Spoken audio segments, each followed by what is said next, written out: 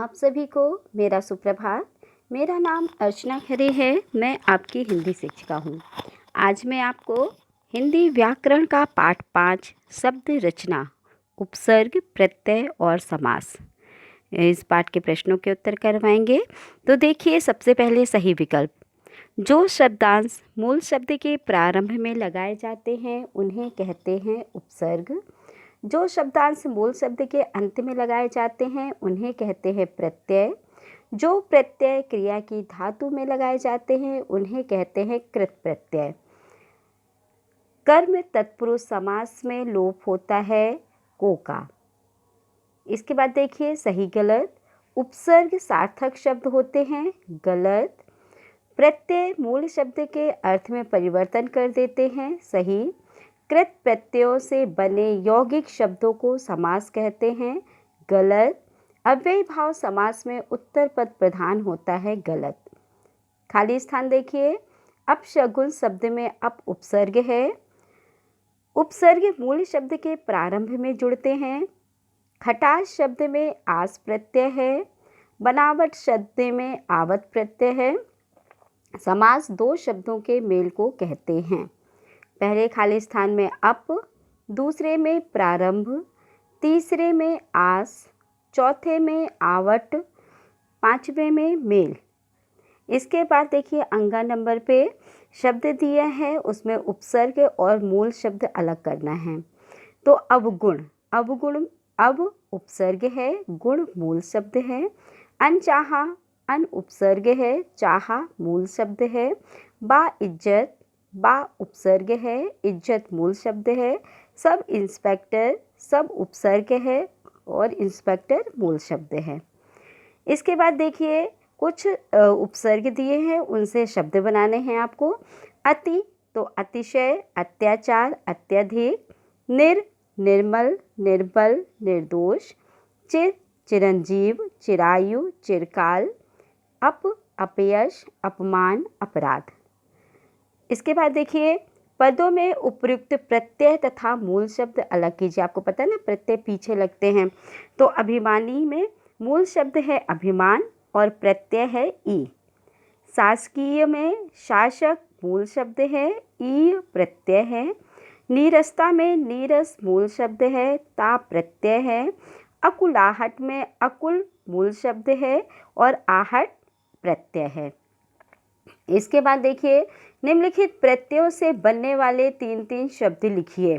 अनीय, इससे तीन शब्द हैं, कथनीय, गोपनीय, पठनीय। ईय, शासकीय, नगरीय, दर्शनीय। आहट, गर्माहट, चिल्लाहट, घबराहट। खाना, दवाखाना, डाक खाना, जेल खाना। अभी जो बाकी है झा और इया नंबर का, इसको मैंने कॉपी में करके आपको समझाया है। तो देखिए इसके प्रश्नोत्तर। पहले प्रश्न नंबर पहला, उपसर्ग किसे कहते हैं? उत्तर है जो शब्दांश मूल शब्द के प्रारंभ में लगकर उनके अर्थ में परिवर्तन कर देते हैं उन्हें उपसर्ग कहते हैं। जैसे आधन्याय शब्द बन गया अन्याय। इसके बाद देखिए दूसरा है, प्रत्यय से आप क्या समझते हैं, उनके भेद लिखिए। उत्तर, जो शब्दांश मूल शब्द के पीछे या अंत में जुड़कर उसका अर्थ बदल देते हैं उन्हें प्रत्यय कहते हैं। जैसे बन धन आवट, बनावट। प्रत्यय के दो भेद हैं, कृत प्रत्यय और तद्धित प्रत्यय। प्रश्न नंबर तीसरा, कृदंत किसे कहते हैं, उदाहरण सहित लिखिए। उत्तर, जो प्रत्यय क्रिया की धातु में जुड़ते या लगाए जाते हैं उन्हें कृदंत या कृत प्रत्यय कहते हैं। कृदंत को ही कृत कहते हैं, ठीक है। तो जो प्रत्यय क्रिया की धातु में जुड़ते या लगाए जाते हैं उन्हें कृदंत या कृत प्रत्यय कहते हैं। जैसे लिख धन आई, तो क्या बन जाएगा, लिखाई। इसके बाद देखिए समास किसे कहते हैं, भेद लिखिए। उत्तर है, दो या दो से अधिक शब्दों के मेल से एक नए शब्द की रचना की जाती है, उस नए शब्द को समास कहते हैं। या समास की प्रक्रिया द्वारा बनाए गए यौगिक शब्दों को समास पद कहते हैं, ठीक है। जैसे राजपुत्र, या घुड़सवार। समास के 6 भेद हैं: अव्ययीभाव समास, तत्पुरुष समास, कर्मधारय समास, द्विगु समास, द्वंद्व समास और बहुब्रीहि समास।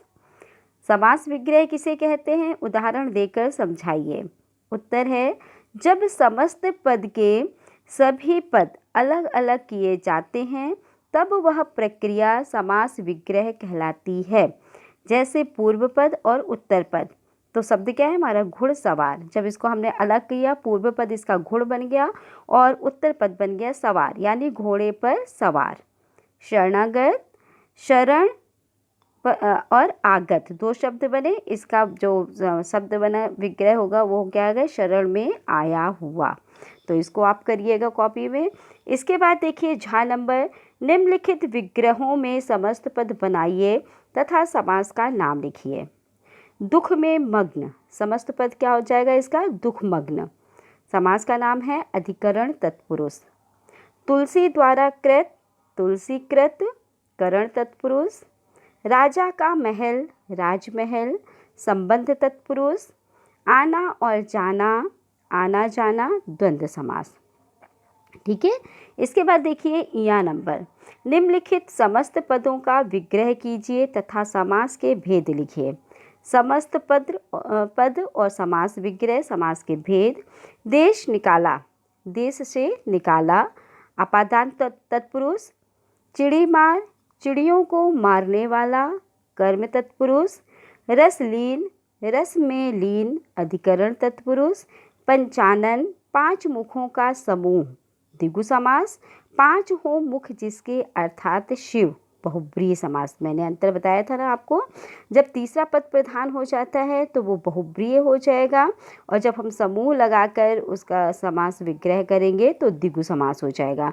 क्यों? क्योंकि इसमें 5 संख्या दी हुई है। पहला पद क्या है? 5। तो अगर हम इस तरीके से लिखेंगे 5 मुखों का समूह तो द्विगु समास हो जाएगा। और अगर हम इसको तीसरा पद प्रधान करेंगे, 5 हो मुख जिसके अर्थात लगाकर जब हम शिव लिखेंगे या तीसरा पद कुछ भी लिखेंगे तो वो बहुब्रीहि समास बन जाता है। ये बात आप ध्यान रखिएगा। ठीक है। तो इन सभी प्रश्नों के उत्तर को कॉपी में करना है, और जो बुक में करने के लिए हैं वो बुक में ही करिएगा, और जो भी तारीख आपको बताई जाती है उस तारीख को भेजिएगा। धन्यवाद।